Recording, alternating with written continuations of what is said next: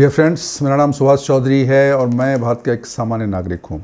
आज हम बात करेंगे कि जब आदमी रिटायर हो जाता है तो वो क्या करे, कैसे रहे ताकि वो जीवन में खुशहाल रहे। देखिए, जब आप रिटायर हो जाते हो तो शुरू में तो बड़ा अच्छा लगता है, चलो अब कोई काम नहीं है, पैसे भी थोड़े बहुत हैं और बहुत लोगों को पेंशन रहती है, पेंशन भी आ रही है, तो दे आर हैप्पी।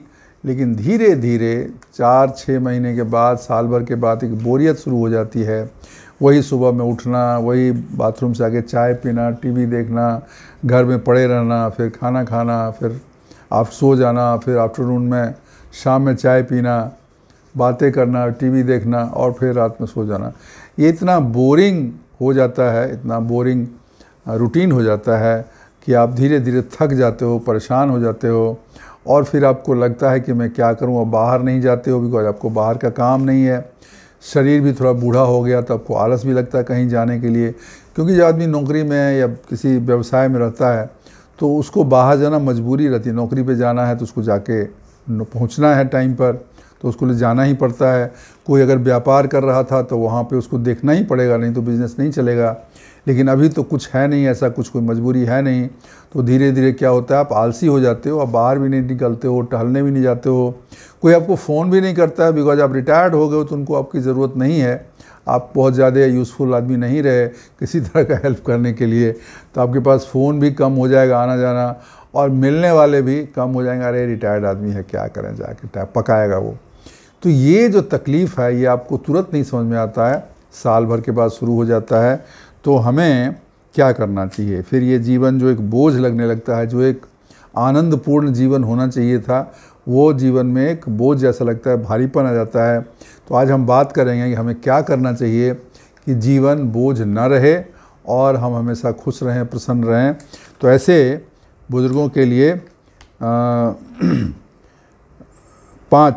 पाँच उपाय मैं बता रहा हूँ जो अगर करते हैं तो उनका लाइफ, रिटायर्ड लाइफ बेहतर होगा, खुश रहेंगे और वो बेहतर रिटायर्ड लाइफ बिता सकते हैं। सबसे पहली चीज़ देखिए, इंसान तब तक हेल्दी है, तब तक फिट है, तब तक खुश है जब तक वो एक्टिव है। एक्टिव है मतलब कुछ काम कर रहा है। तो आपके पास अगर कोई काम ऐसा नहीं है तो अपनी एक हॉबी बनाइए, जिस चीज़ में आपको इंटरेस्ट है। बहुत लोगों को बागवानी में, फूल लगाने में, पौधे लगाने में इंटरेस्ट होता है। किसी को बचपन में संगीत का शौक़ था लेकिन वो नहीं सीख पाया, तो उसको कोई म्यूज़िक इंस्ट्रूमेंट सीखना है या कोई गीत सीखना है। कोई पेंटिंग करना चाहता था, जो इच्छा अधूरी रह गई, वो कर सकता है। तो कुछ न कुछ ऐसा, या कोई एक्सरसाइज करना चाहता था, योगा सीखना चाहता था, और भी चीज़ें सीखनी चाहता था लेकिन वो नहीं कर पाया। तो अब ये उम्र है कि आपको उस चीज़ को जागृत करें और सीरियसली जागृत करें। मतलब ये नहीं कि बस कभी किए कभी नहीं किए, नहीं, रेगुलरली। उसके लिए आपको सोचना है कि आपको कौन सा काम पसंद था, कौन सा काम आप करना चाहते थे, लेकिन ऑफिस की वजह से या व्यस्तता की वजह से या फैमिली की वजह से आप वो काम नहीं कर पाए, तो वो काम आप शुरू करें। पहले आप सोच लें, आपको जो भी काम अच्छा लगे उस पर आप मेहनत करें और वो काम आप करना शुरू करें। थोड़ा थोड़ा शुरू करें लेकिन धीरे धीरे बढ़ाएं। मन में यही रखिए कि मैं थोड़े से शुरू करूँगा और बाद में इस चीज़ में मास्टरी हो जाएगी, इसको मैं फुल टाइम काम करूँगा। और अगर संभव है, मोनेटाइज हो सकता है, उससे पैसे मिल सकते हैं, तो वो भी कोशिश करूँगा। लेकिन वो बाद की बात है, वो हो ना हो। एक इंगेजमेंट, एक इम्पोर्टेंस, एक लाइफ में पर्पस होना बहुत ज़रूरी है। अगर आपके पास एक पर्पस है, एक उद्देश्य है, तो आपका जीवन हमेशा अच्छा रहेगा। तो पहली चीज़ है कि एक हॉबी खोजिए और उस पर काम करिए, उस पर थोड़ा थोड़ा काम करिए, रोज़ काम करिए, रेगुलरली काम करिए, लेकिन थोड़ा थोड़ा करिए।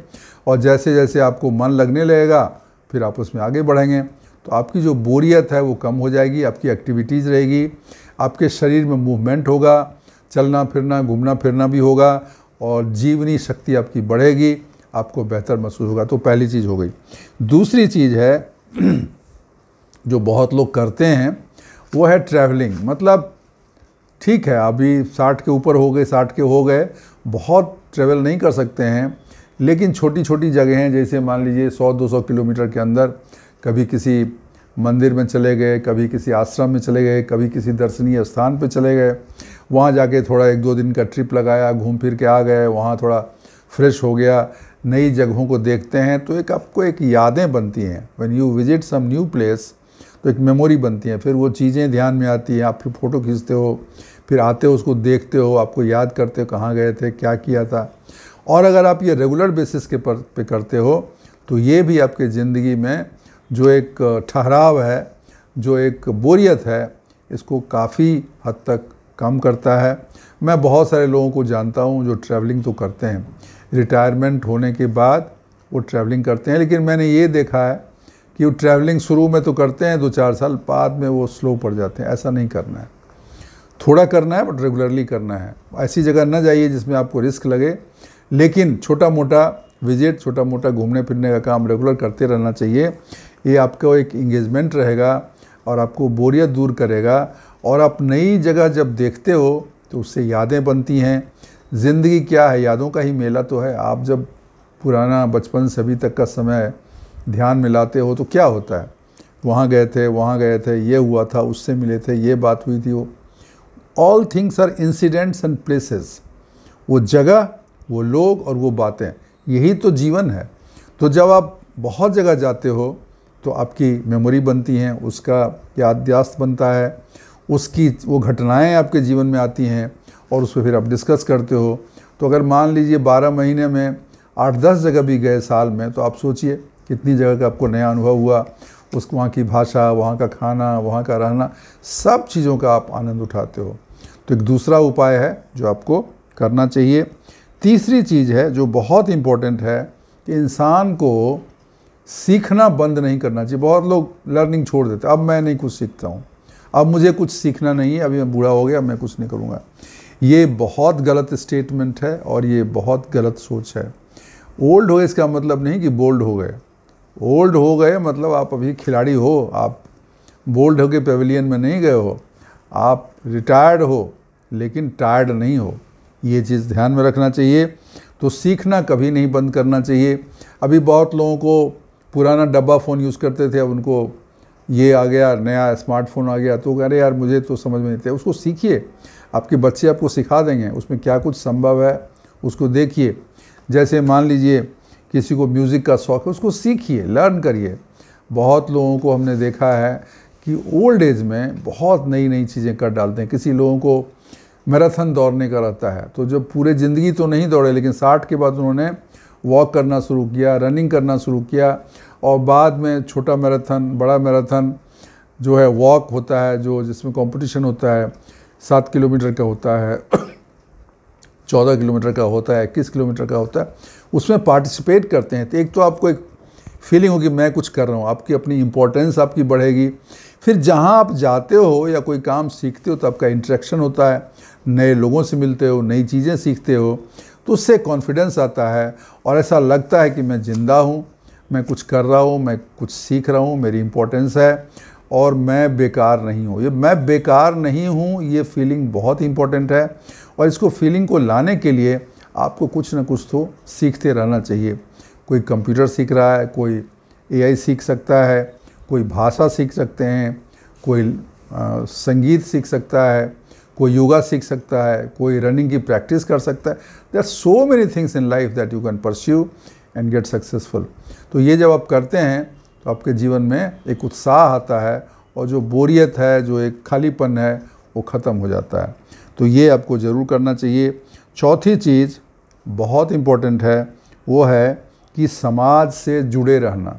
समाज से जुड़े रहना चाहिए, मतलब अपने परिवार के साथ रहिए, बच्चों के साथ रहिए।